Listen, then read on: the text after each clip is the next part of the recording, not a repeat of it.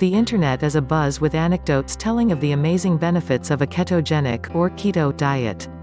Nothing new there, then, as every year is marked by the rise and fall of a new diet fad, most amplified by the social media echo chamber but with little to commend them. This time, though, it caught my attention. Not just because I am a modestly overweight 52-year-old whose love for food and drink is slightly stronger than my desire to be skinny, and as a result someone who has been on a diet every January for at least 20 years and now knows he needs a miracle. But because of the science behind it.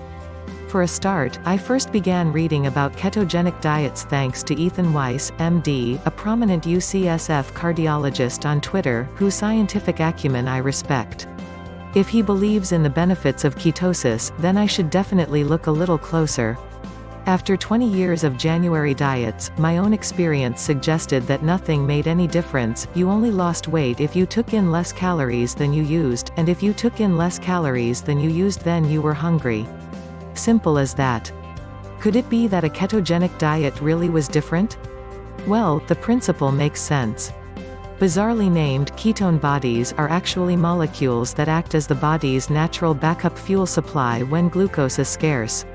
Normally, we only enter ketosis where ketone bodies accumulate in the blood when we starve ourselves, not just overnight or by missing a meal, but for several days at a time.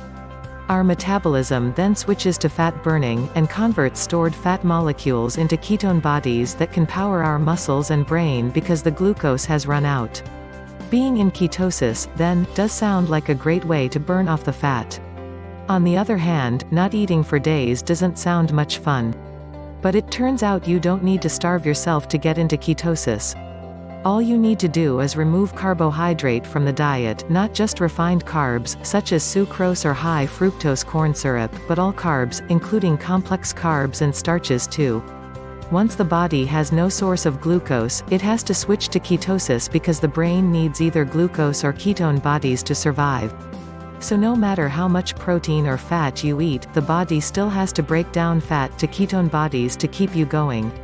A ketogenic diet, then, is any diet that switches your metabolism to ketosis. And the ones doing the rounds at the moment aren't the first or the only diets to do that. It is several decades since the Atkins diet rose to prominence, and I witnessed firsthand the weight loss some friends achieved on Atkins. The Atkins diet is a ketogenic diet because it removes carbs from the diet and replaces them with protein. The surprising finding was that Atkins followers discovered they were much less hungry than they expected, suggesting that calories from protein made you feel more satisfied for longer. Feeling fuller translates to willingly eating less, and in the end impressive weight loss. In dieting, though, there is no such thing as a free lunch, or so I thought. Adherence to the Atkins diet has side effects, and most worrying is the impact on nitrogen balance from taking in so much protein. There is a very real risk of dehydration, and over the longer term, kidney stones from the need to excrete so much excess nitrogen as urea. So what about the 21st century version? Keto today replaces the carbs with fats rather than protein.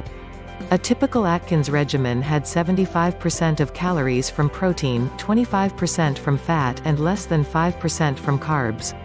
By contrast, today's keto diets advocate 75% of calories from fat, 25% from protein and less than 5% from carbs.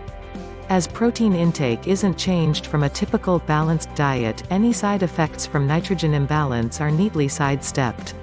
But what about all that fat? Surely that's got to be unhealthy? Well, no.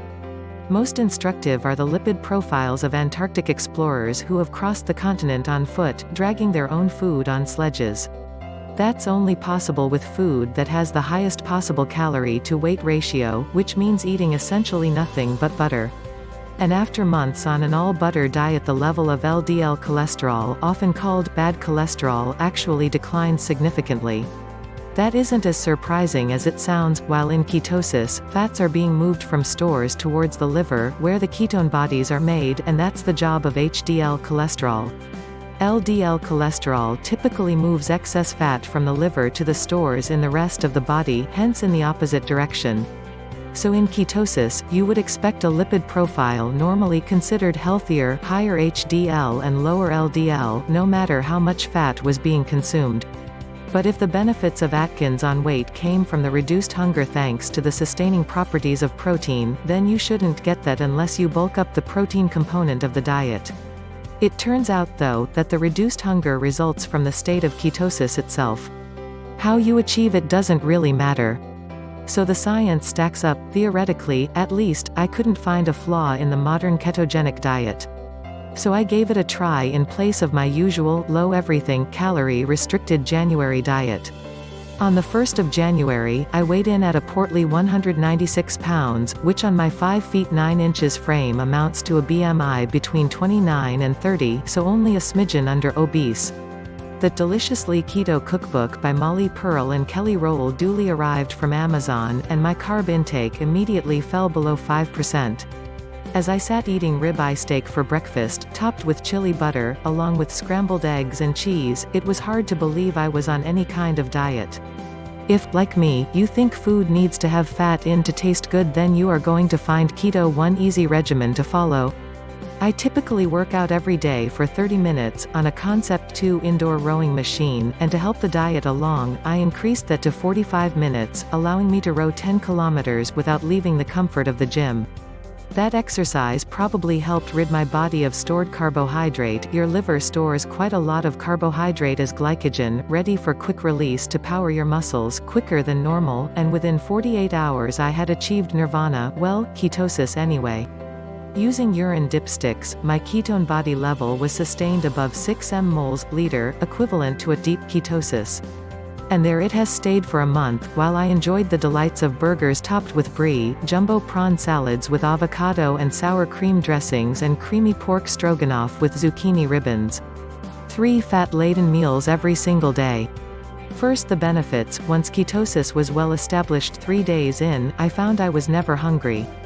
I had no desire whatsoever to snack between meals, usually a big weakness, and gradually over a month I found myself thinking less and less about food, to the point missing lunch altogether was something that could happen by accident. I also found my concentration and focus dramatically improving. I had never had so much energy, and productivity went through the roof. Running on the backup batteries, the ketone bodies, is so much better than fueling yourself with carbs. Why was that? Quite simply because the levels never decline, at least for a chubby person like me, with a boundless supply of internal fat stores to burn. By contrast, when you eat carbs, the excess is immediately squirreled away as fat for a rainy day, so that blood glucose levels fall a few hours after eating, and that triggers the urge to eat again, but also a feeling of declining energy and concentration, that late afternoon dip, us carbivores recognize only too well. And eating less did indeed translate into impressive weight loss, 14 pounds gone in under a month, mostly from the unsightly and unhealthy abdominal fat deposits, so my waistline shrunk 2 notches on my belt too. That's about twice as much weight loss as my usual miserable January diet can achieve by making me constantly hungry. There were even some unexpected benefits I noticed. For example, the amount of plaque on my teeth reduced to almost zero, presumably because the plaque bacteria need the dietary carbs to feed off. To be honest, I feel like a teenager again. What about the downsides? Aside from annoying my friends with constant tales of the benefits of a ketogenic diet, the newly converted are always the noisiest proselytizers. There were only 2 downsides I could think of. The first is simply practical. Keeping carbs below 5% of total calories is a challenge. You have to check the carbohydrate content of everything that you eat, and you find sneaky carbs hiding in almost everything pre-prepared. Eating out at restaurants becomes a challenge, and as a guest with friends and family almost impossible unless they are also on a ketogenic diet or are incredibly accommodating. As a result, planning and preparing food becomes a significantly greater demand on your time and resources than it was before. On the same lines, you do have to exert accurate portion control too, as the meals, high in fat, have a high calorie density. You can unintentionally eat too many calories. And even the keto diet can't break the physical laws of the universe, such as the conservation of energy. To lose weight you have to eat less calories than you need. It just means you feel great while doing it.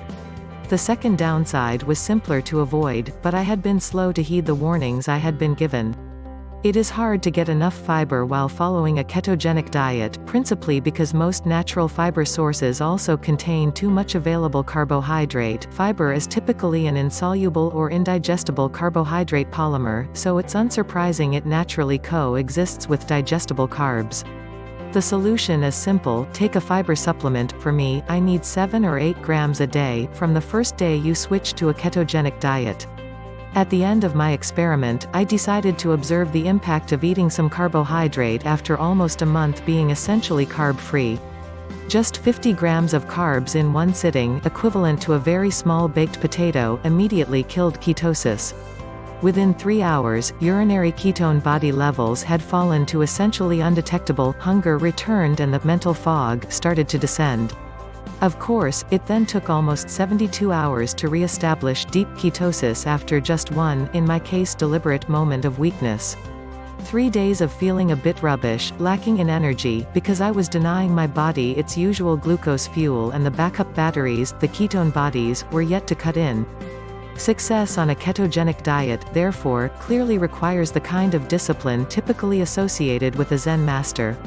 This experiment illustrates very nicely the problem a balanced diet causes for the metabolism of a modern human. Ketosis is slow to establish but very quick to turn off, a phenomenon scientists call hysteresis.